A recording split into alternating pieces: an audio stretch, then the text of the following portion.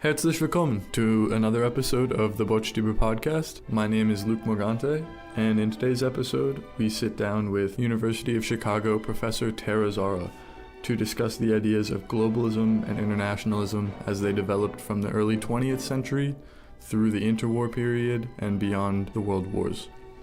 Individuals like Hungarian pacifist Rosika Schwimmer or major events like the Spanish flu helped to illustrate the interplay of anti-global and globalist sentiments from the era. I hope you enjoy this episode as much as I did. Tara wonderfully connects these past events with events from today to help us better understand where we may be going and what we could possibly do different to prevent the same issues from reoccurring. All right, hello Tara. Hi. Nice to finally get a chance to talk to you. Today we are kind of talking about your newest release, Against the World, Anti-Globalism and Mass Politics Between the World Wars. I was hoping to start off that you could give listeners kind of an insight on what the book is about. And there's two major distinctions you made early on between what globalization is and internationalization.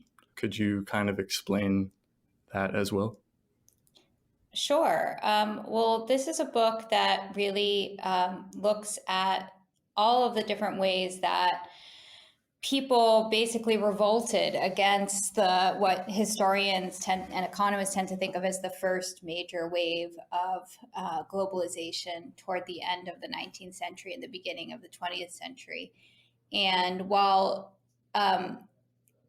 globalization in some sense always produces its own reaction immediately, these anti-global feelings, sentiments, policies, politics really came to fruition after the First World War. So that's where the book focuses. And it looks at how people on the far right, on the far left, in democracies, dictatorships, small and large states, all in very different ways mobilized against globalization, against the world in various ways. And I do think about two related strands here. One is globalization as we think of it in terms of the accelerating mobility of people, of migration and goods across international frontiers. The other is internationalism or internationalization, which I'm thinking of more as a political movement, an ideology that seeks out international cooperation and collaboration to solve global problems. And the term globalization, when you hear it nowadays, I feel like it's usually used in a modern context. And even though the early 1900s aren't that far away, I'm curious what the origins of globalization as an idea were and how people kind of thought about it back then versus now. Yes. So one of the challenges of writing this book as a historian is that you can't really go to an archive and say, I'll have the globalization files, please, because it's not a term that people would have used in the early 20th century. They would have talked about, in various languages, the global economy, autarky, self-sufficiency, internationalism, nationalism, and so on and so forth. But they wouldn't have used the term globalization itself, even though the processes they were talking about are very much what we would call globalization today. The term globalization itself really came into widespread use in the 1990s after the collapse of communism. And at the time, I think it was often seen as a kind of teleological, inevitable force that, McDonald's was in Russia and the World Wide Web was bringing people closer together. Migration was increasing, global trade was increasing, and a lot of people thought that this was a process with no end, that, almost with a kind of force that an end of history kind of moment. It couldn't be stopped. I think we now know from perspective of the present that that's not the case, but it was certainly the viewpoint for a while in the 1990s, and that's really when the term was most widely used. So you break the book up into a few different sections. There's kind of the pre-World War I era, which you note is a prime time compared to the following centuries for internationalists like Stefan Zweig, and you also discuss the stories of Rosika Schwimmer. How exactly was an internationalist movement, or were internationalist movements able to flourish more prior to World War I, and kind of how did that change? Right. So the period leading up to the First World War, really, as you called it, the prime time of internationalism, it really was the heyday. This was a time when there was ever more international congresses and organizations and attempts to coordinate things like time internationally, as well as standardize measurements, all sorts of efforts that really sought to bring the world together. The First World War really was a breaking point for all of that. It's true, of course, that there were discontents and rumblings and movements against globalization already before the world wars, particularly in the form of increasing tariffs and anti-migration legislation. But the First World War was still a major breaking point. First of all, it pretty much stopped transatlantic migration for the years of the war. People just couldn't cross the ocean. It wasn't safe. It wasn't possible. Second, the European states that were, we talk about internationalism before the First World War, but that internationalism was really a very elite European phenomenon. In fact, it didn't really involve all of the countries of the world. It involved very few European countries, the United States, and, exceptionally a few others.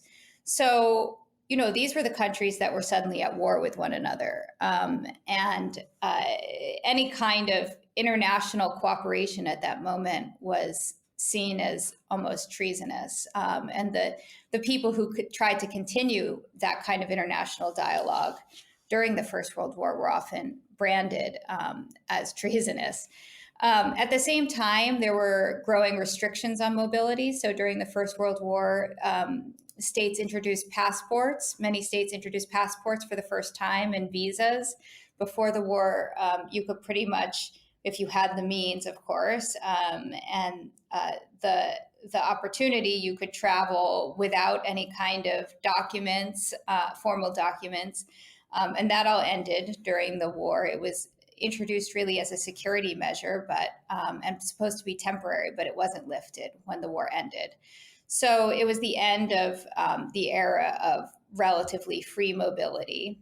And it was also a significant breaking point because states started to use trade as a weapon of war. So most famously, the Allies implemented a naval blockade against the Central Powers and essentially deprived civilians of food supplies and basic necessities in the process. And historians still debate the extent to which the Allied blockade significantly altered the course of the war, how many deaths exactly it caused. But there's no question that Germans and Austrians in particular at the time blamed the Allied blockade for the starvation of millions of people.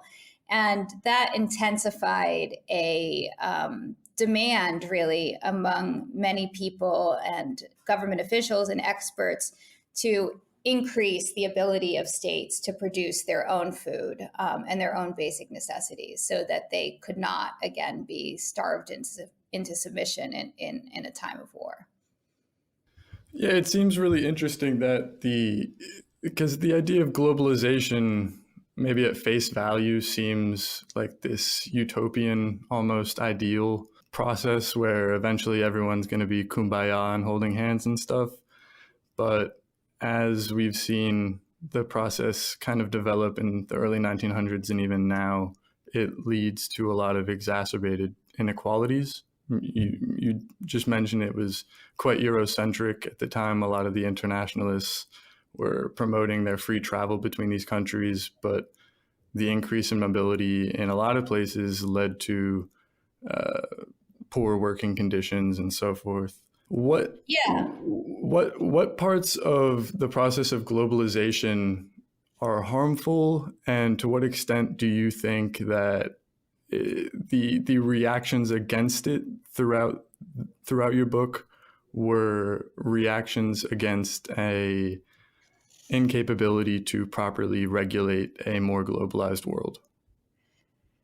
Yeah, that's a really great question. I think the question of when, where, and how globalization is harmful depends entirely on your perspective. And I think it was very clear already in the late 19th and early 20th century that globalization had its winners and its losers. For example, and this is no surprise, many small shopkeepers and artisans felt very threatened by the rise of large international industry, by the rise of the department store, which was also associated with globalism and globalization, and by foreign competition, which threatened to put them out of business. And that's a kind of very familiar story in the contemporary world. Migration also had its, winners and losers. Some migrants went overseas and thrived and prospered, but others really didn't, and faced exploitation, illness, death. They were separated from their loved ones. Back home, there was a lot of anxiety about the separation of families, and the consequences for home countries of this mass exodus overseas, and that was not necessarily seen as it wasn't necessarily seen as a positive thing when large parts of your population, especially the young and the healthy, the workers, were leaving to find work elsewhere. And basically, what we now know today was true then, that globalization tended to exacerbate inequalities both domestically and globally. So people were aware of that already at the time, and mobilized against it. Sometimes they didn't mobilize against the right enemies. So, for example, I think Jews often were scapegoated, as they were scapegoated as emblems of globalization. Typical anti-Semitic propaganda at the time portrayed Jews as controlling international finance, as being cosmopolitism and global without any sense of national loyalty, and so on and so forth.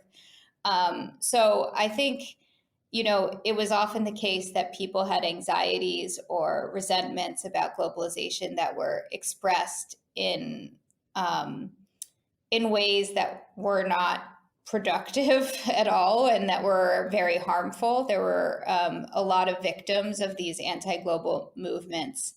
But the fact that globalization did not benefit everyone equally, that I think is today and was then undeniable. Would you say that globalization is a natural process? It seems a lot like with like when a new technology comes out, like the cell phone, and there's this boom in communication. Obviously, there's a lot of good that comes from it, but there's also a lot of negatives that have to be dealt with, and legislation has to be made. But globalization is a little less tangible than a new technology because there's so many different aspects to it and so many different ways to look at it. So right. Would you say it's a natural process, or is it something that we kind of guide through our policies?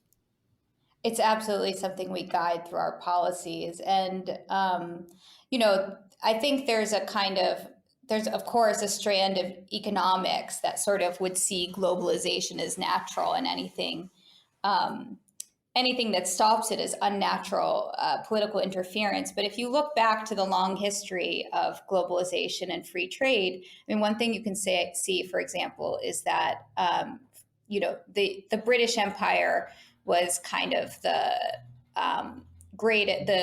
most significant upholder of free trade globally in the 19th century, but that wasn't something that everybody voluntarily agreed to. It was really imposed often through force by the British Empire on its colonies, right?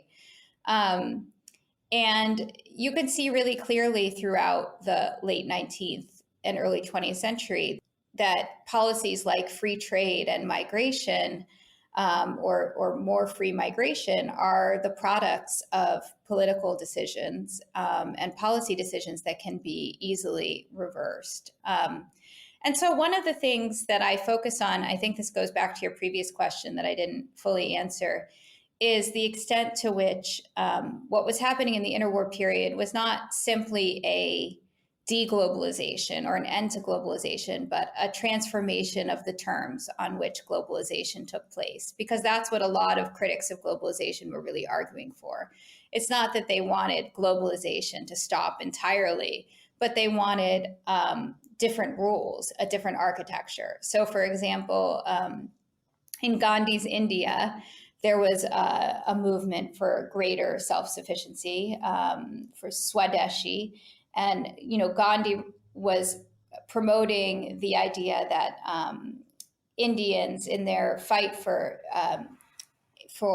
freedom, for independence, should weave their own textiles and boycott foreign goods. But he wasn't an anti-internationalist or an anti-globalist. He was against the form of globalization in which India and other colonized people were basically subjected to the exploitation of European powers.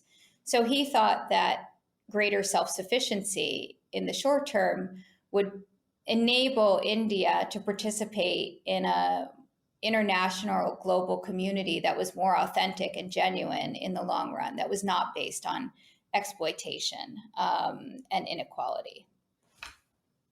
So could a highly globalized world still have different nations like India and Germany and so forth working together? Or is a highly globalized world typically presented as something with a world government or a much more integrated world system?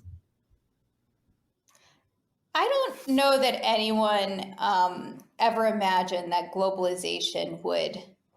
I mean, maybe there was some talk of this in the 1990s, that globalization would lead to the end of the nation state or something like that. I don't think that was the aspiration of many self-professed globalists.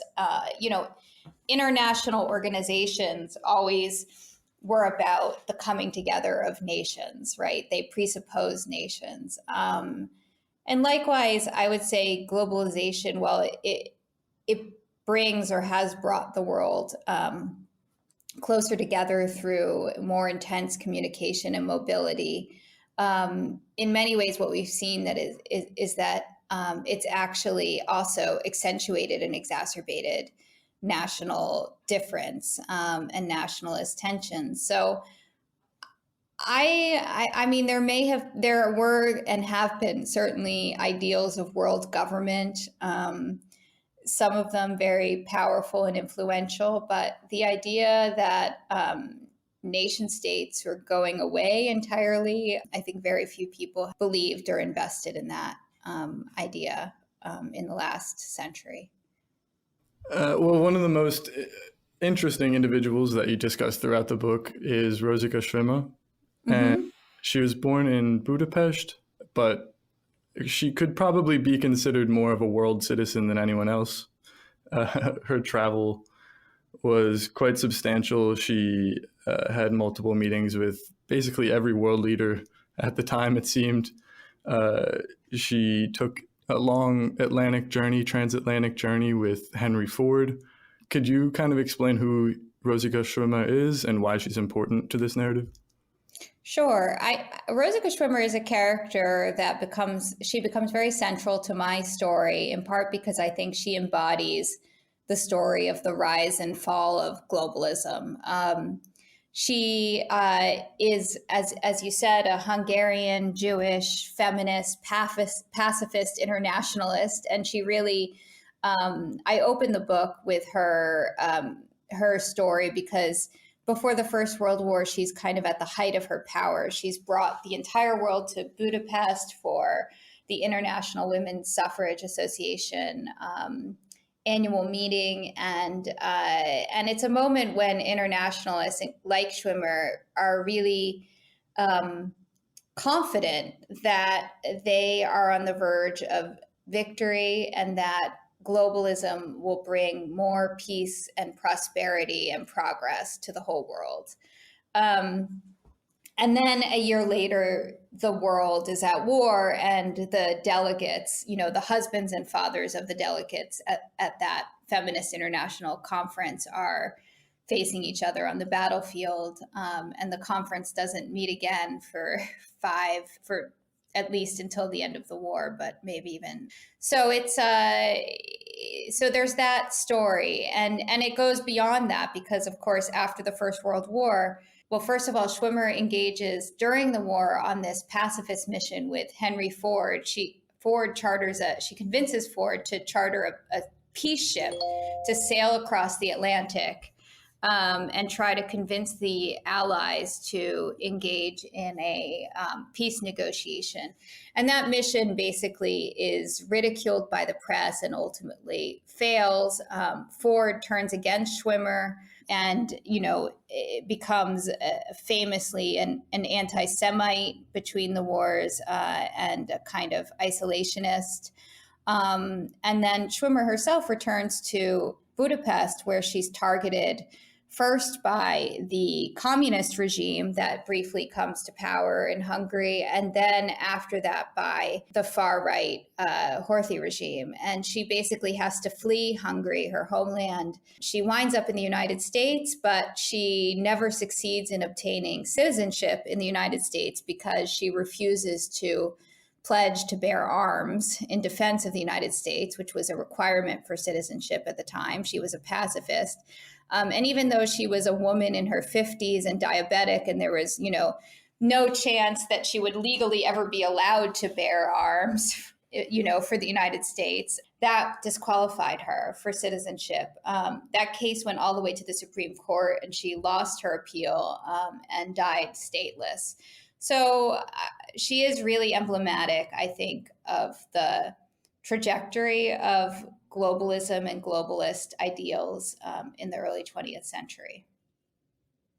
I thought it was one of the more interesting parts was that, well, it's all interesting, but I didn't realize that passports were such a recent invention for being able to travel between different countries. This is also the time when the idea of a stateless person comes around. In the book, you describe passports as anti-global items, even though at first I would have thought that they were actually a product of globalization and could be seen as global items facilitating movement of people. But in reality, beforehand, passports weren't required. You could much more easily travel. How do these processes come to be, and how do you... Well, I think what you're getting at is kind of what's interesting about passports in particular. I can see how you might see them from the contemporary perspective as facilitating mobility.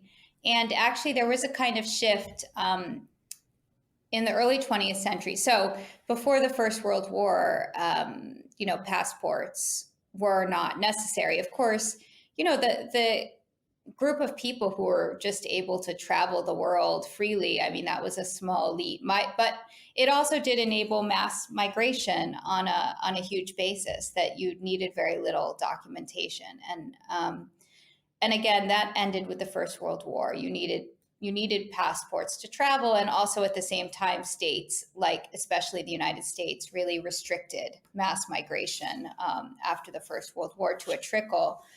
And that ended the period of, the first great migration, the first great transatlantic migration. However, there was an interesting shift in perspective in the League of Nations after the First World War on passports. So initially, the goal of the League was basically to revert to the pre-war status quo, to get rid of passports entirely. And France also was very keen on that because they still had a very strong need for migrants after the First World War. But the League in general was trying to convince its members, they should get rid of passports. And they quickly realized that was not going to happen, that states liked being able to, this was the age of national sovereignty after World War I. And sovereignty and controlling one's frontiers was extremely important to the idea of national self-determination. And so nobody was giving up their passports. So the League actually shifted gears and instead tried to standardize the passport regime, which was a big step toward facilitating mobility, because initially after the war, it was a huge mess. I mean, you needed a different visa for every country. You needed an entry visa and an exit visa. The rules were constantly changing. There were additional documents required by different states. So, think about how right in the immediate aftermath of COVID, as we were coming out of that crisis, if anybody who's listening, attempted to make an international journey before COVID restrictions were lifted, it was like you had to consult 3 websites to figure out what 10 documents you needed or didn't need for each state. And the rules were changing all the time. And that's a little like what it was like after the First World War, although I think it was even more complicated because you couldn't just consult a website, right? You often would only learn on the spot what you needed or didn't need. So it was a big mess. It was also expensive because getting all of these various documents signed, translated, was often costly. It was time consuming. So what the League sought to do in the later 20s and 30s was create a more simple, standardized passport regime that is more familiar to us today than what existed immediately after the chaos, really, that existed immediately after the war. And with all the periods of immigration, the rises and falls of acceptance of immigration, being from an Italian family on the East Coast, Ellis Island was always described to me as this place of opportunity that our ancestors had come to with hope and just hope for a better future. Mm-hmm. But there were also a lot of periods when Ellis Island was a terrifying place for the people arriving, whether they knew it or not.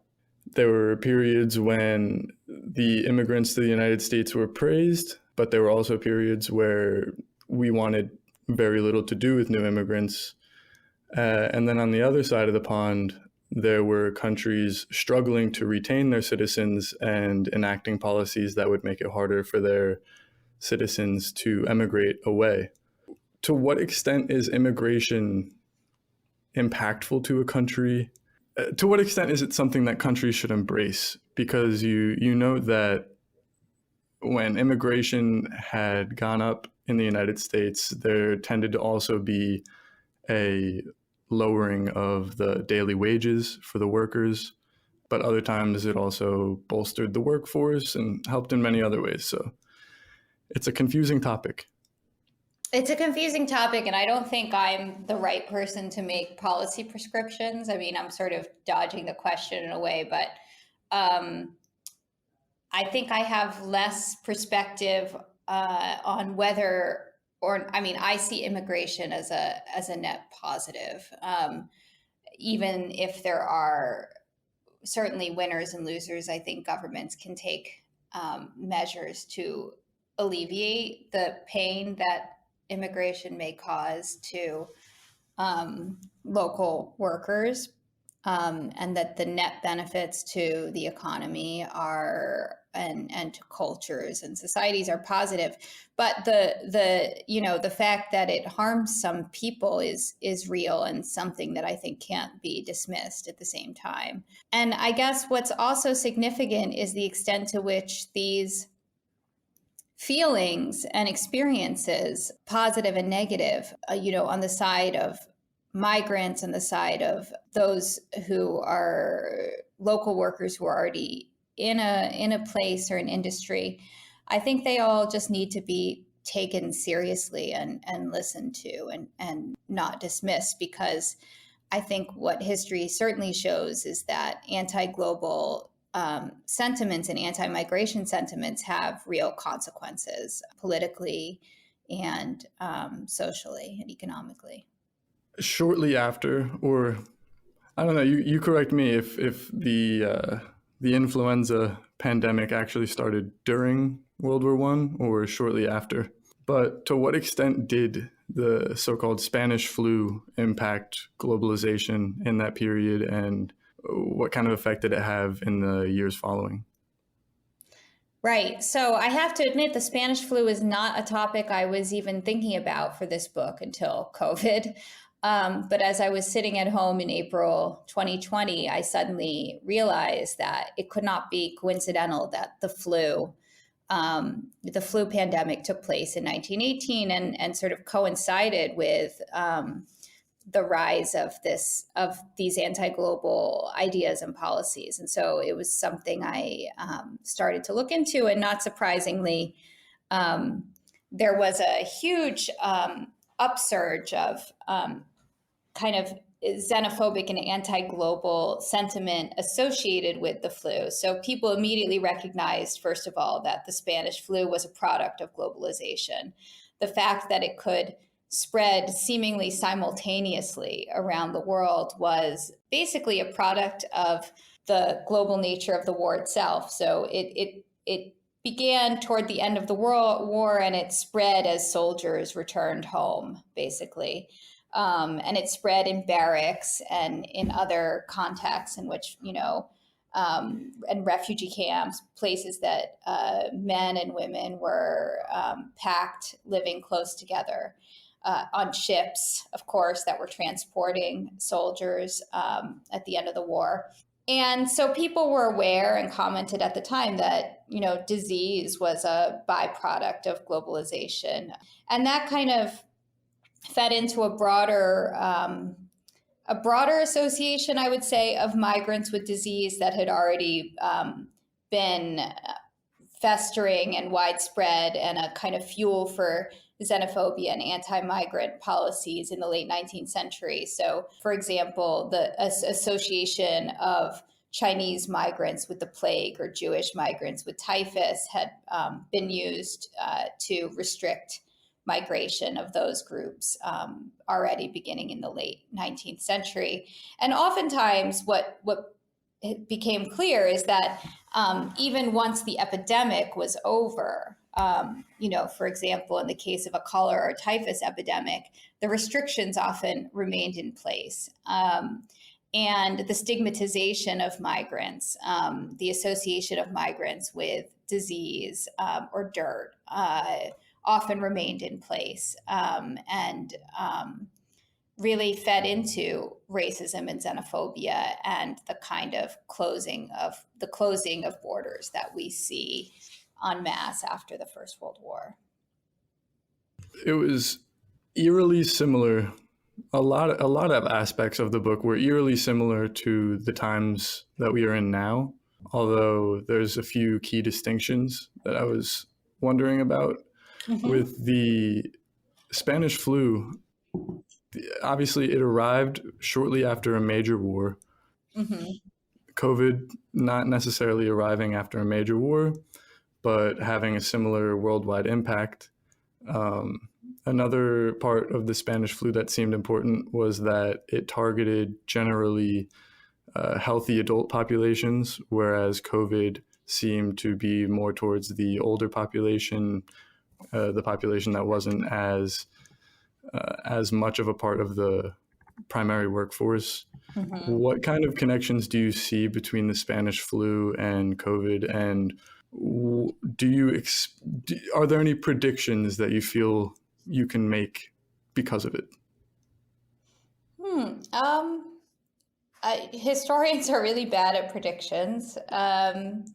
I think the real I think that the similarities lie mostly in the ways in which the flu, like COVID, really prompted a closing down of borders, and a sort of retraction from society and a rise of xenophobia, in both contexts. I think you're right that the two diseases affected populations differently.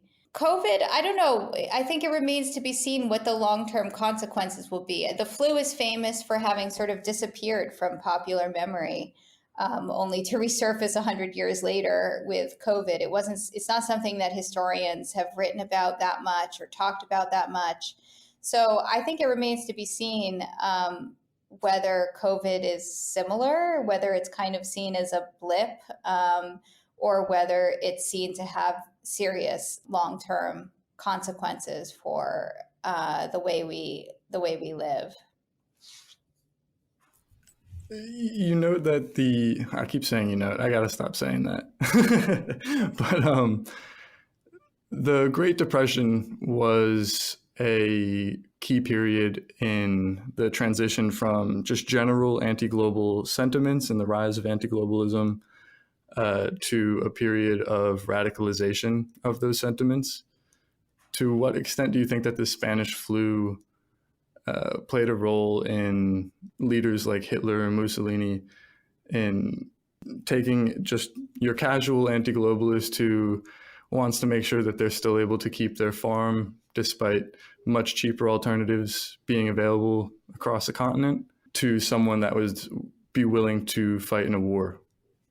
The Spanish flu? Yeah, do you think that the Spanish flu was something that led to, or like to what extent did it increase those sentiments, or do you think that it was relatively limited in its effect on the ability for those leaders to later radicalize these groups?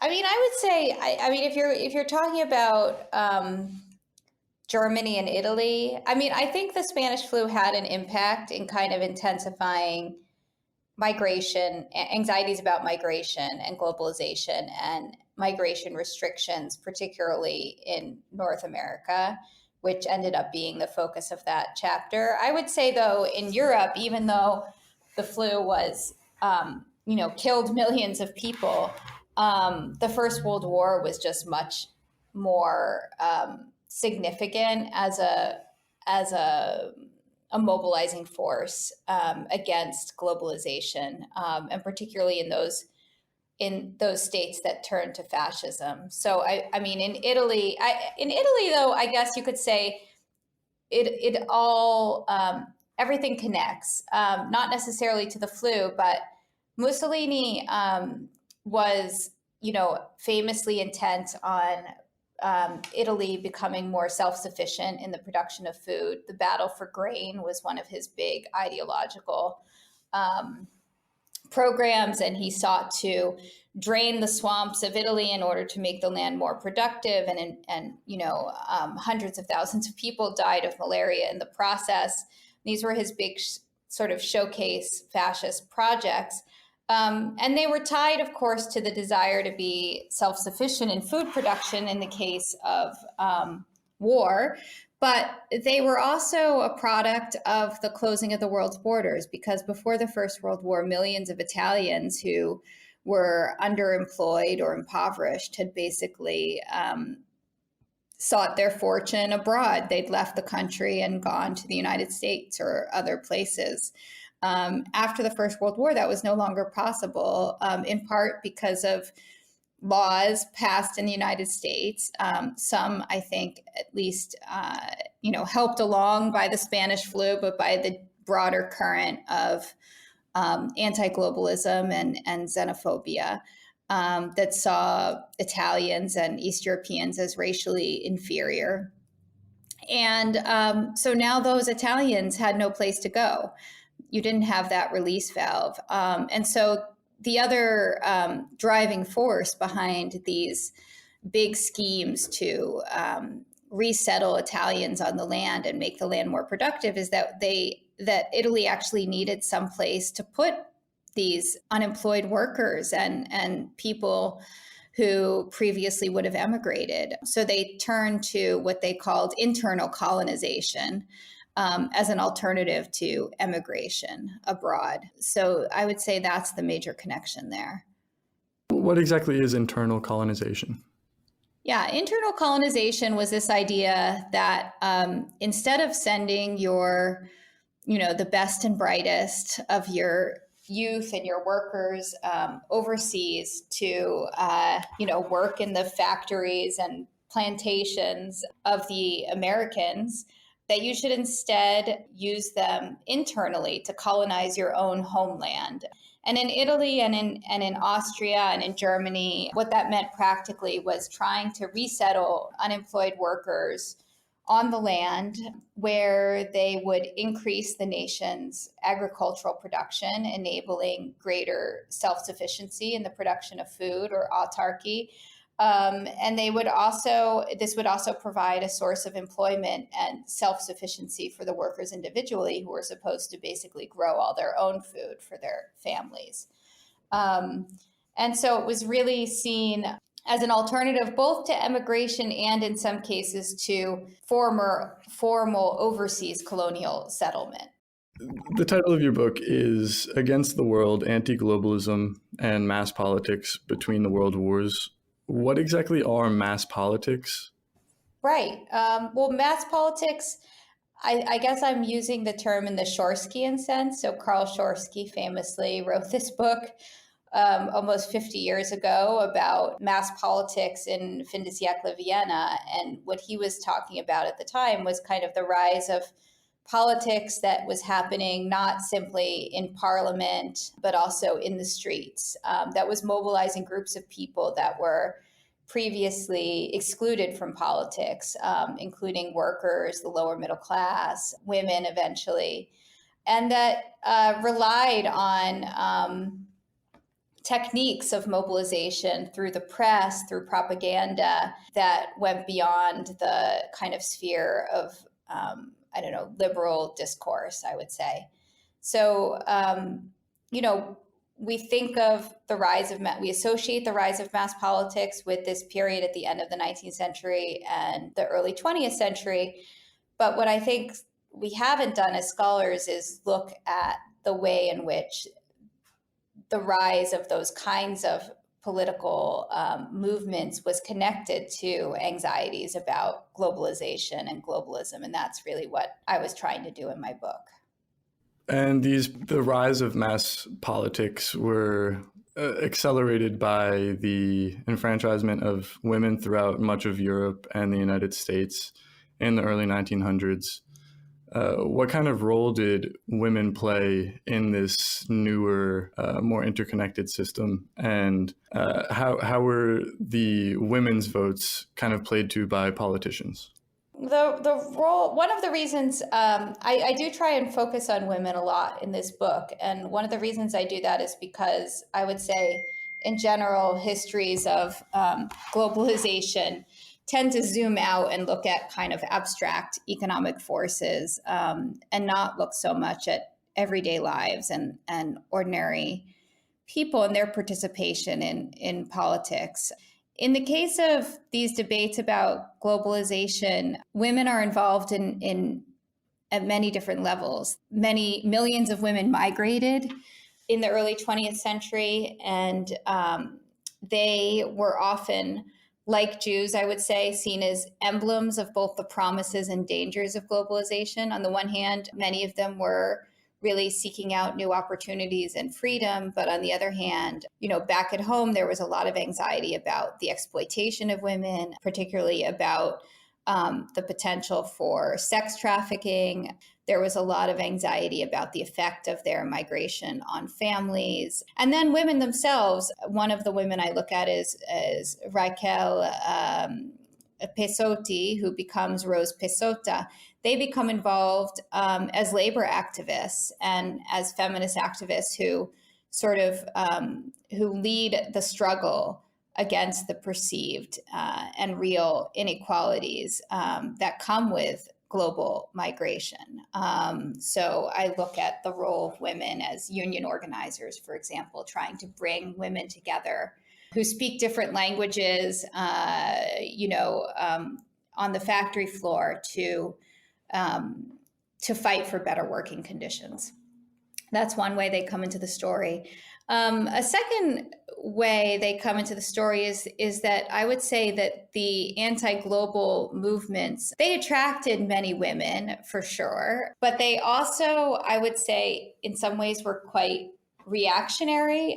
So a lot of the forms of politics that I am, the political movements that I look at in the book were really advocating this kind of return to home production, that workers should go back to the land and produce all of their own food and all of their own clothes and, make their own furniture and so on and so forth. And that kind of labor is very intensive, and it typically required the full-time work of a wife and several children. And I think in many ways was part of the point of these movements, that they would anchor women and families in the land. And it was kind of the opposite of this world of global mobility that was associated with the pre-war era.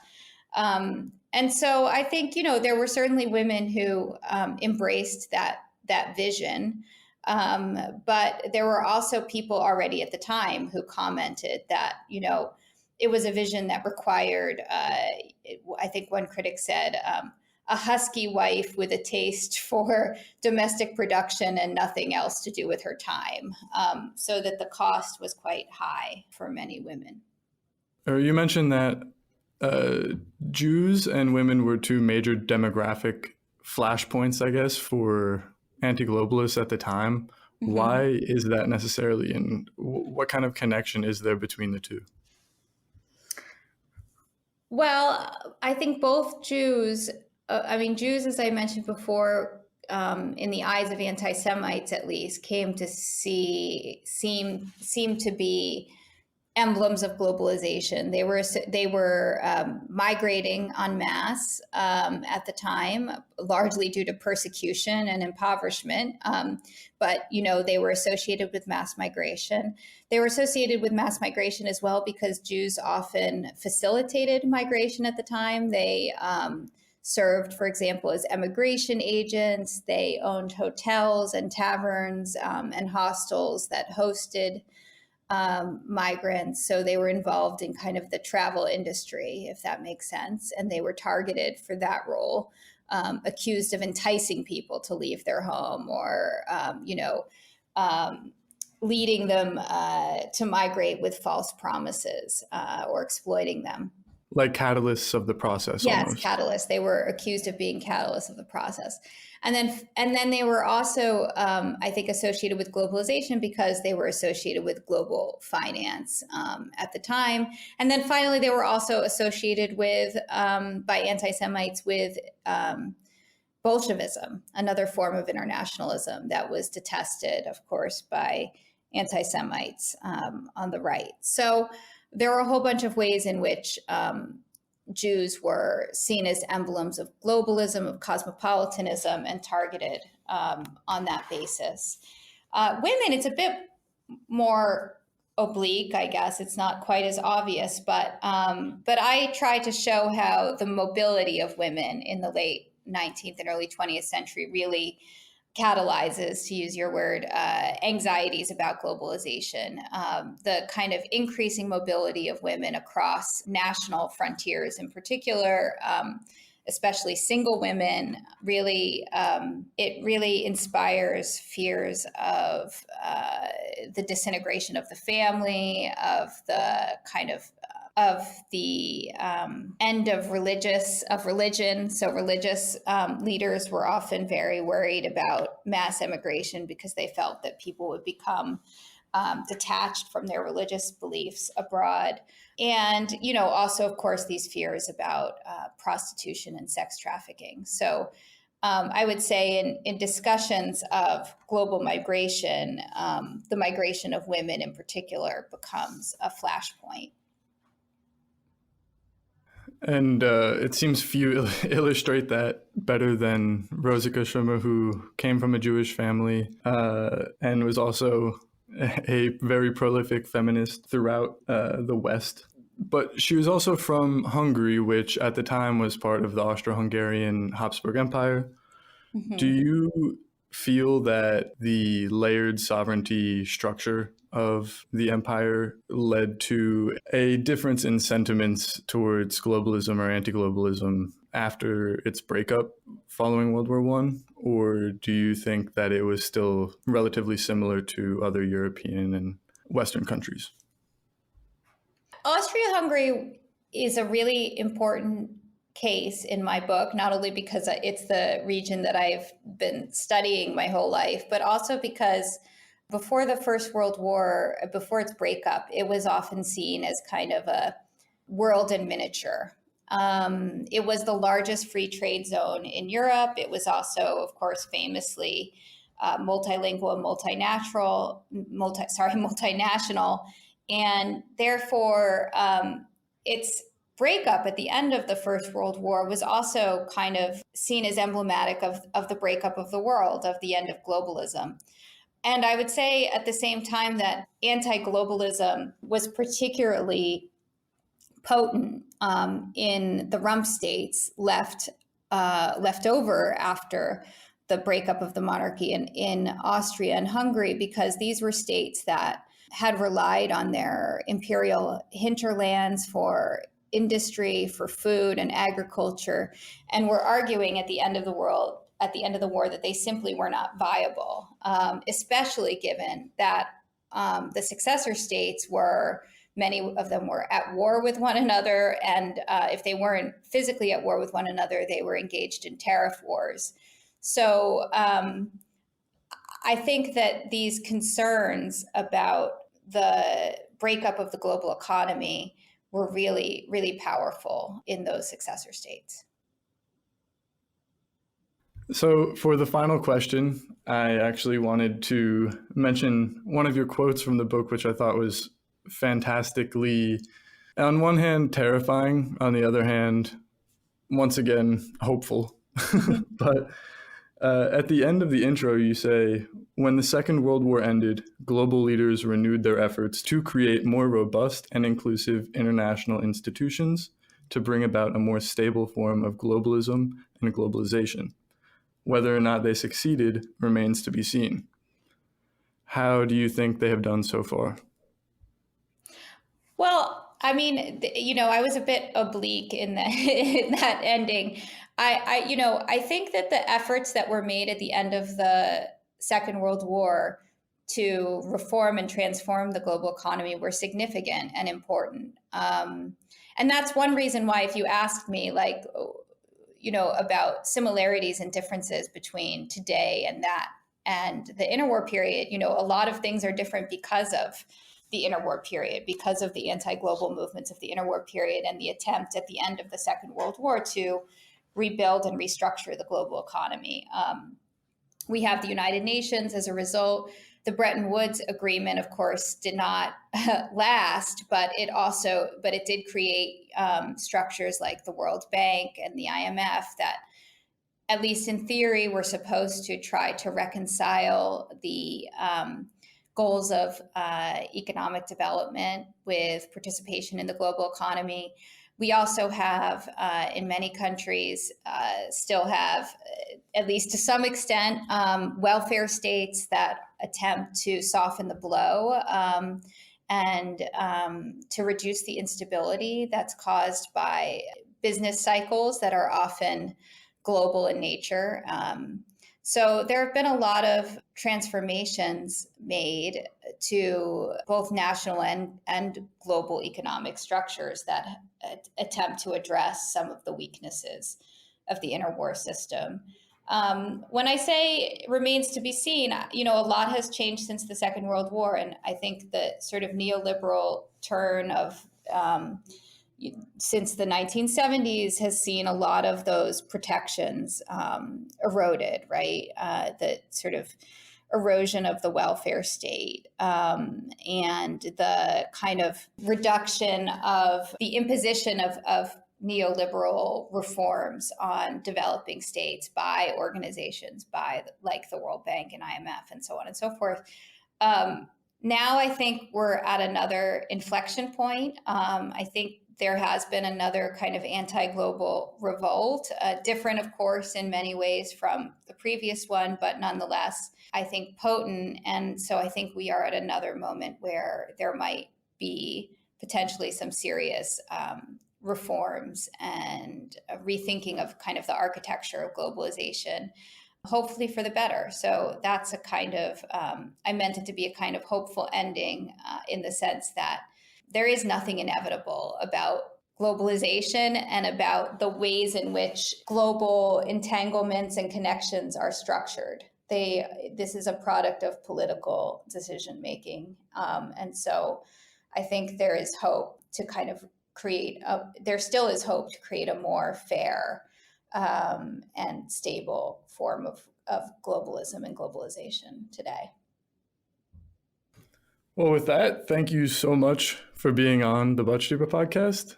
I greatly enjoyed your book. If anyone listening would like to get their own copy, it is called, once again, Against the World. It's called Against the World, Anti-Globalism and Mass Politics Between the World Wars. Thank you all for listening, and talk to you again soon. Thanks. Bye-bye. Thanks for having me again.